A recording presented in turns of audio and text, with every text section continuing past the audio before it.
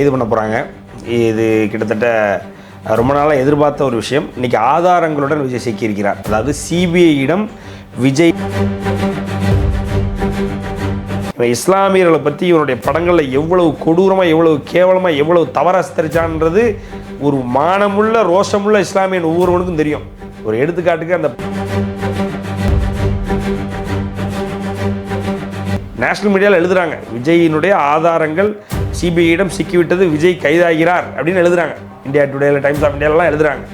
அவ்வளவு கேவலப்படுறான். இனிமேலும் இவனுக்கு ஓட்டு போடணும்னு ஒருத்தன் முடிவு பண்ணி ஓட்டு வாக்குச்சாவடிக்கு போனான்னா அவெல்லாம்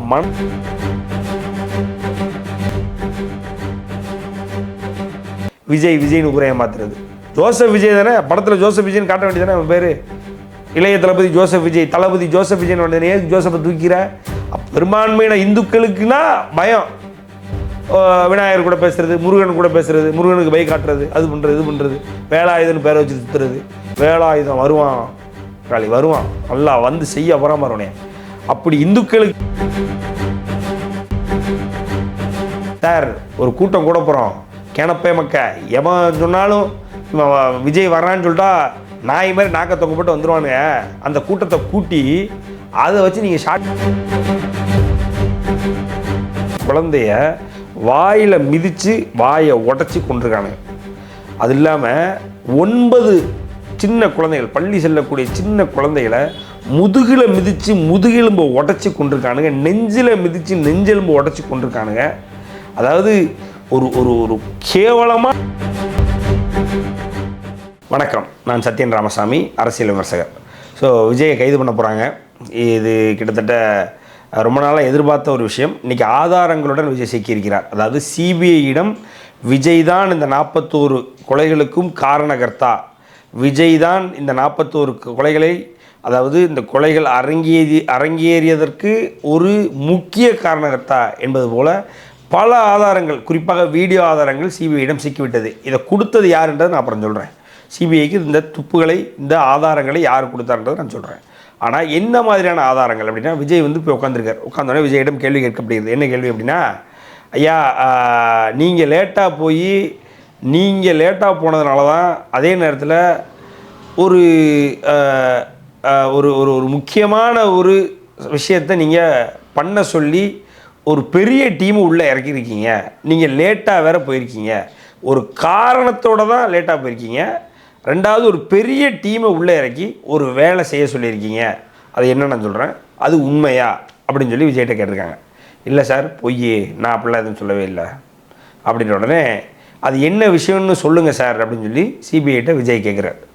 அதாவது நீங்கள் லேட்டாக போய் நைட் எஃபெக்டில் உங்களுடைய படம் ஜனநாயகத்தினுடைய ஒரு பாடல் காட்சிக்காக ஒரு 11 ஷாட்டு தேவைப்பட்டுச்சு. அந்த 11 ஷாட்டை நைட் எஃபெக்டில் எடுக்கணுன்றதுக்காண்டி தான் நீங்கள் லேட்டாக போயிருக்கீங்க, நம்பர் 1. ரெண்டாவது, இந்த 11 ஷாட்டையும் எடுப்பதற்காக உங்களுடைய பிரத்யேக டீமை உள்ளே இறக்கியிருக்கீங்க, உண்மையா அப்படின்னு இருக்கார். இல்லையே சார் அப்படிலாம் நான் எதுவும் பண்ணவே இல்லையா அப்படின்னு இருக்கார். இல்லை நீங்கள் பண்ணியிருக்கீங்க, அந்த ஷாட்டை டெலீட் வேறு பண்ணியிருக்கீங்க அப்படின்றது சிபிஐ. அதாவது எடுத்த அந்த வீடியோ தொகுப்புகளை, அந்த வீடியோவை நீங்கள் டெலீட் வேறு பண்ண சொல்லியிருக்கீங்க இந்த சம்பவம் நடந்து முடிஞ்சதுக்கப்புறம். உண்மையா? இல்லை சார் வாய்ப்பே இல்லை. ஒருவேளை அவங்க எடுத்திருப்பாங்க, எடுத்த ஏதாவது வீடியோஸ் நல்லா இல்லைன்றனால டெலீட் பண்ணியிருப்பாங்க. இல்லை, நீங்கள் டெலீட் பண்ண சொன்னதாக டெலீட் பண்ணோம் அப்படின்னு எங்களுக்கு ஒருவர் அப்ரூவர் ஆகி வாக்குமூலம் கொடுத்துட்டாரு உங்கள் கேமராமேன் டீம்லேருந்து அப்படின்னு விஜய் அவர் பொய் சொல்கிறாரு சார். இல்லவே இல்லை, நான் அப்படி எடுக்கவும் சொல்லலை, பொய் சொல்கிறாரு அப்படின்னு இருக்கார். ஆனால் அவர் தான் பண்ணார் அப்படின்றதுக்கு வலிமையான ஆதாரங்கள் இருக்குது அப்படின்றதுனால சிபிஐ இப்போது சார்ஜ் ஷீட் ப்ரொசீட் பண்ண போகிறாங்க விஜய் மேலே. ஸோ விஜய் நாளைக்கே கைதாகலாம், நாளை இரவு 2 மணிக்கு மேல் கைதாகலாம். அப்படி இல்லைன்னா அடுத்த மாதம் எலெக்ஷனுக்கு முன்னாடி 20ஆம் தேதிக்குள் கைதாகலாம் என்ற ஒரு தகவல் வந்து கொண்டிருக்கிறது. ஸோ விஜய் தான் இந்த 41 பேர், கிட்டத்தட்ட 2 வயசு பிஞ்சு குழந்தைய வாயில் மிதித்து வாயை உடச்சி கொண்டிருக்கானுங்க. அது இல்லாமல் 9 சின்ன குழந்தைகள், பள்ளி செல்லக்கூடிய சின்ன குழந்தைகளை முதுகில் மிதித்து முதுகெலும்பை உடச்சி கொண்டிருக்கானுங்க, நெஞ்சில் மிதித்து நெஞ்செலும்பை உடச்சி கொண்டிருக்கானுங்க. அதாவது ஒரு ஒரு ஒரு கேவலமான ஒரு கொடூரமான கூட்டம்னா இந்த கூட்டம் தான். அவ்வளவு ஒரு கோரமான ஒரு கொடூரமான சம்பவத்தை ஒரு படத்தில் வரக்கூடிய ஒரு பாடலுக்கான ஷார்ட்ஸ் இப்படி ஒரு 4-5 ஷார்ட்ஸுக்காக இந்த நாய் யூஸ் பண்ணியிருக்கான் அப்படின்னா இவெல்லாம் வாழலாமா? இவெல்லாம் அரசியலுக்கு வரணும் தான். இவெல்லாம் மனிதத்தன்மையான செயலை அவன் செஞ்சுருக்கானா? இன்றைக்கி நேஷ்னல் மீடியாவிலேருந்து இன்றைக்கி லோக்கலில் சவுக்கு சங்கர் நக்கீர மீசையிலேருந்து எல்லாரும் போட்டு பொலன்னு பொழக்கிறாங்க. யாரை? விஜய். நேஷ்னல் மீடியாவில் எழுதுகிறாங்க, விஜயினுடைய ஆதாரங்கள் சிபிஐயிடம் சிக்கிவிட்டது, விஜய் கைதாகிறார் அப்படின்னு எழுதுகிறாங்க. இந்தியா டுடேயில், டைம்ஸ் ஆஃப் இந்தியாவிலாம் எழுதுகிறாங்க. அவ்வளவு கேவலப்படுறான்.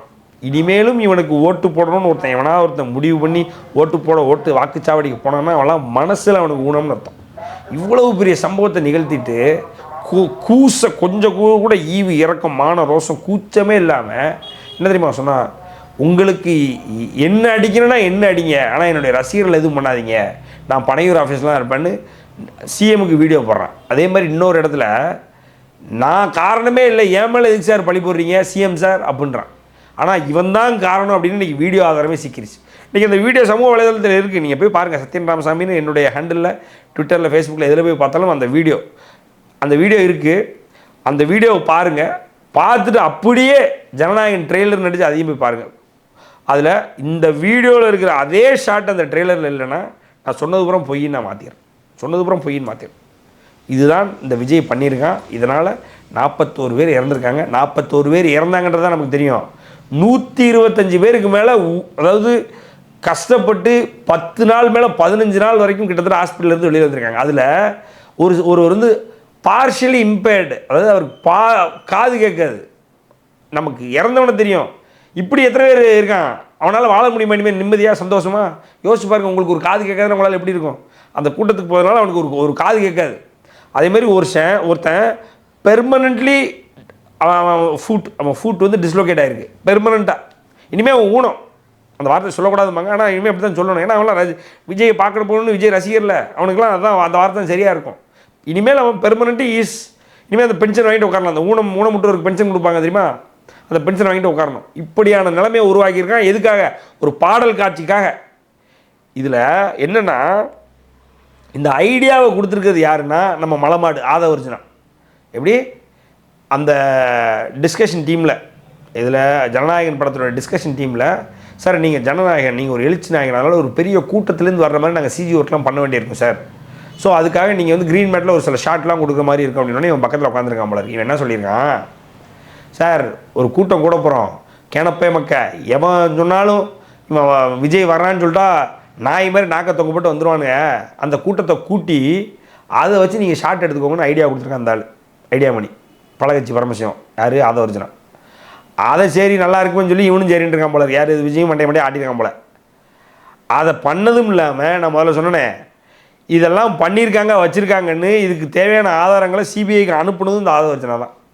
எவ்வளோ வேலையை பார்த்து விட்ருக்கான் பாருங்கள். கூடவே இருந்து நான் செய்யக்கூடிய காரியங்கள் பயங்கரமாக இருக்கும்னு கர்த்தர் சொன்ன மாதிரி கர்த்தராக வேலை பார்த்துருக்கான். யாருக்கு? விஜய்க்கு. ஸோ கூட இருக்கிறவனே குழி பறித்து இன்றைக்கி விஜய் உள்ளே போட்டு மூடி மண் அள்ளி போட்டு சிலுவையை நட்டுட்டு வரப்போகிறானுங்க. அதான் நடக்க போகுது. இதில் என்ன அப்படின்னா, இது இவ்வளவும் நடந்துக்கிட்டு இருக்க ஒரு சைடில், இன்னொரு சைடில் பார்த்திங்கன்னா இஸ்லாமியர்களுக்கு நான் தான், இஸ்லாமியர்களுடைய ஒரே ஒரு பாதுகாவலர் நான் தான் உட்காந்துருக்கேன் அன்றைக்கி. ஆனால் இவன் இஸ்லாமியர்களை பற்றி இவனுடைய படங்களில் எவ்வளவு கொடூரமாக, எவ்வளவு கேவலமாக, எவ்வளவு தவறாக சித்தரிச்சான்றது ஒரு மானமுள்ள ரோஷமுள்ள இஸ்லாமியன் ஒவ்வொருவனுக்கும் தெரியும். ஒரு எடுத்துக்காட்டுக்கு அந்த 2012 இவன் உயிரோடு இருக்கான், இவனும் நடிகன் தான் அப்படின்னு மக்களுக்கு மறுபடியும் ஞாபகப்படுத்தின படம் துப்பாக்கி. அந்த படத்துலலாம் அப்படியே அல்லாஹ்வுக்கு துவா செஞ்சுட்டு கிட்டத்தட்ட அப்பாவி பெண்களை கொலை பண்ணுற மாதிரி சீன் வைப்பான். எப்படி? அல்லாஹ்வுக்கு துவா செஞ்சுட்டு அப்பாவி பெண்களை கொல்கிற மாதிரி சீன் வைப்பான். எல்லா படத்துலையும் இஸ்லாமியர்களை தீவிரவாதியாக காட்டிக்கிட்டே இருப்பான். எல்லா படத்துலையும். ஒரு எடுத்துக்காட்டுக்கு பார்த்திங்க அப்படின்னா அசார் அப்படின்னு ஒரு தெலுங்கு படத்தினுடைய ரீமேக் வேலாயுதம்ன்ற ஒரு மிகப்பெரிய காவியம். அந்த வேலாயுதம் படத்தில் இஸ்லாமியர்கள் தான் தீவிரவாதிகள் அப்படின்றத ப்ரொக்ளைம் பண்ணுவான், மறுபடியும் அதை ரீஇன்ஃபோர்ஸ் பண்ணுவான். அதே மாதிரி பீஸ்ட்னு ஒரு அமரகாவியத்தை எடுத்திருப்பான், அதுலேயும் இஸ்லாமியர்கள் தான் தீவிரவாதம். அதை காட்டுறதுல அவ்வளவு லவ் ஜிஹாத் அப்படின்ற வார்த்தை இன்றைக்கி. ஆனால் இவன் அப்போவே வந்து ஒரு முஸ்லீமாக நடித்து ஒரு இந்து பெண்ணை காதலிக்கிற மாதிரி, காதலிச்சு ஏமாத்துற மாதிரி, அதுக்கப்புறம் கல்யாணம் பண்ணுற மாதிரிலாம் வரும். ஸோ இந்த மாதிரி படங்களை முதல்லே அவன் இஸ்லாமியத்துக்கு எதிரான ப்ரொபகண்டாவை படங்கள் மூலிமா கடைசி வரைக்கும் பண்ணிகிட்டு இருந்தவன் இவன் தான். கடைசி வரைக்கும் பண்ணிட்டு இருந்தான். இந்த ரீசெண்டாக வந்த கோட்டு படம், அதே நேரத்தில் லியோ படத்தில் கூட அந்த மாதிரி ஒரு சீன் இருக்கும். என்னோட நினைவு சரியா இல்லை, ஏதோ 2 படத்தில் ஒரு படத்தில் வரும். அது இல்லாமல் இவனை பொறுத்த வரைக்கும் என்னென்னா, இவன் முஸ்லீம், இவன் கிறிஸ்டியன்.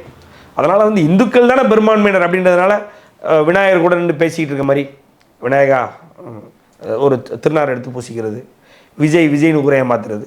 ஜோசப் விஜய் தானே படத்தில், ஜோசப் விஜய்னு காட்ட வேண்டியதானே அவன் பேர். இளைய தளபதி ஜோசப் விஜய், தளபதி ஜோசப் விஜய்னு உடனே ஜோசப்பை தூக்கிற.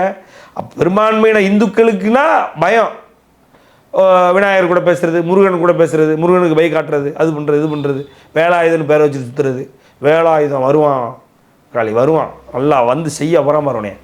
அப்படி இந்துக்களுக்கு இந்துக்களுக்கு நல்லா ஒரு இவனாக நடிச்சுக்கிட்டு அண்ணன் அது இதுன்னு தங்கச்சி பேர் போகிறான், இந்து பேர் இவன் பேர் போகிறான், இந்து பேரை வச்சுக்கிட்டு இஸ்லாமியர்களை எப்பயுமே, ஏன்னா கிறிஸ்தவர்கள் நாங்கள் இருக்கும்போது உங்களுக்கு எதுக்கு இஸ்லாமியர்ன்றதுனால இஸ்லாமியர்களை என்றைக்குமே வந்து ஒரு அடிமட்ட ஒரு காட்சிப்படுத்துறதுல இவனை தவிர மோசமான ஆளே கிடையாதுன்ற அளவுக்கு பண்ணியிருக்கான். ஆனால் இன்றைக்கி போய் தொப்பியை போட்டு நோம்பு கஞ்சியை குடிச்சிட்டு நான் தான் இஸ்லாமியர்களுக்கு இனிமேல் என்னை விட்டால் இஸ்லாமியர்களுக்கு நாதியே கிடையாதுன்னு பேசிகிட்டு இருக்கான்.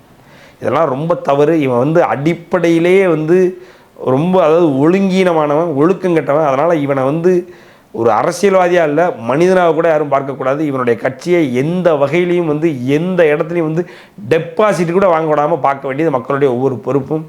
இது இல்லாமல் பொண்டாட்டியை வேற கொடுமைப்படுத்தியிருக்கான், கஷ்டப்படுத்தியிருக்கான், காயப்படுத்தியிருக்கான். பொண்டாட்டியை வெறுப்பேற்றுன்றதுக்காண்டு வப்பாட்டி கூட ஊருக்குள்ளே சுற்றிக்கிட்டு இருக்கான். ஸோ அதனால் வந்து இவன் அரசியல் பக்கங்களிலிருந்து ஒழிக்கப்பட வேண்டியவன், அழிக்கப்பட வேண்டியவன். விஜய் இல்லாத தமிழக அரசியல், நம்ம தமிழர்கள் செத்து கூட போவோம், ஆனால் இவன் வந்து நம்மளை வந்து வாழ வைக்க வேண்டாம் என்ற முடிவு எடுத்து அனைவரும் செயல் ஆற்ற வேண்டும் இந்த எலெக்ஷனில். நன்றி, வணக்கம்.